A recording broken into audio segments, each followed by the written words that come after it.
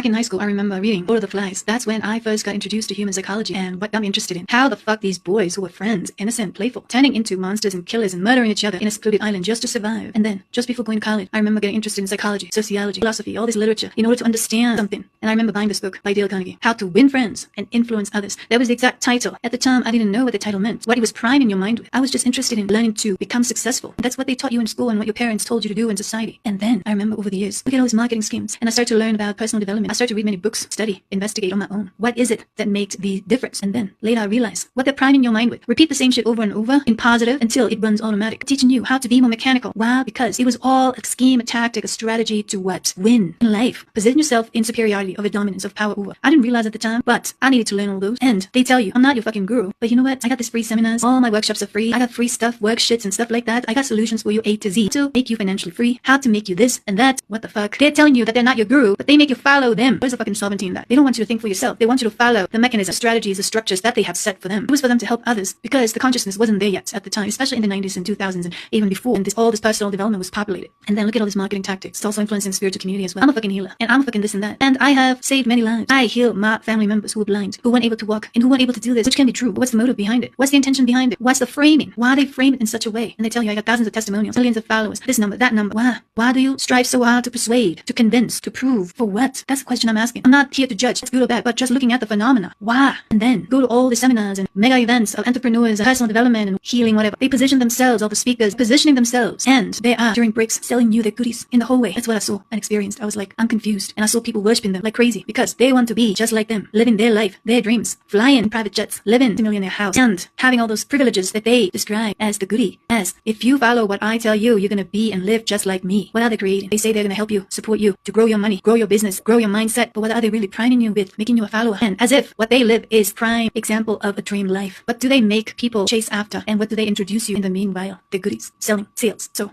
these are all the things that we've been developing, especially in the capitalism, the last 50 years, especially so. And now we are moving to the age of light, that is age of frequency, no longer age of this heavy earth energies. So what do we need to do? We need to review all those things that we've been building on and looking at things from a new perspective or different angle in order to witness and recognize what we were building on, winning, dominance, chasing, worshipping, following. Now we're moving into age of sovereignty, but we're still playing out these things unconsciously. You see, type 1111, you want to claim this abundance in my reading. Seems like there's nothing wrong with it. What are they priming your mind with unconsciously, consistently? That if you don't, you may miss out on something. You gotta click. Why? Because that's how I gain traffic. Why do they have to say that? Why do they have to prime your mind with that in the first place? And why don't we review our motive before just repeating the same old, So that now with intuition and this new energy of fire initiative, we can start to what? Innovate things, not just reform from recycling the old energies of consciousness that built the tools and schemes and tactics and strategies to win, to dominate, to influence others. Peace.